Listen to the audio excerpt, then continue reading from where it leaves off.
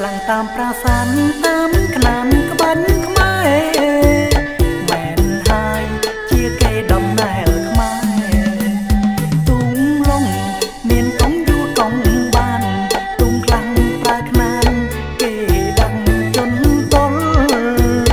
ទុំលងមានកងយូរកងបានទុំខ្លាំងប្រើខ្នានគេដឹងជន់ទល់ទុំដានលឿន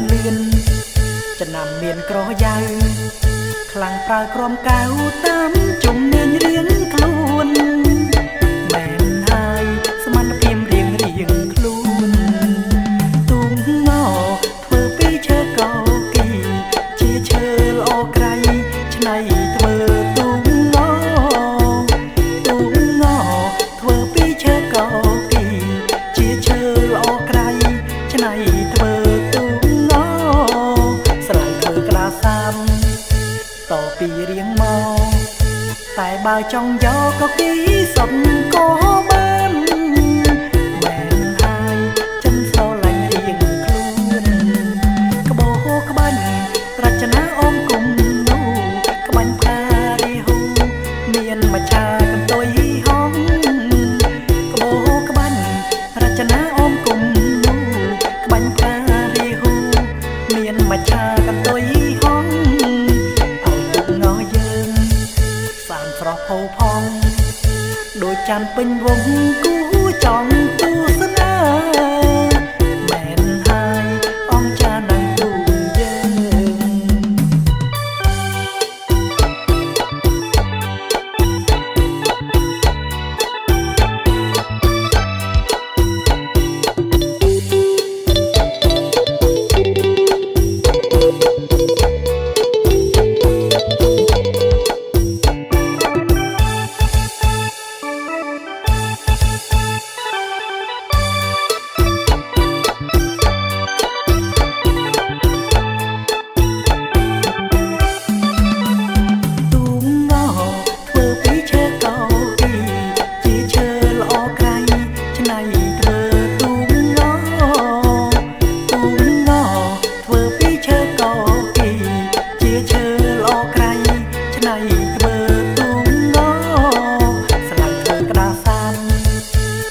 ពីរៀងមក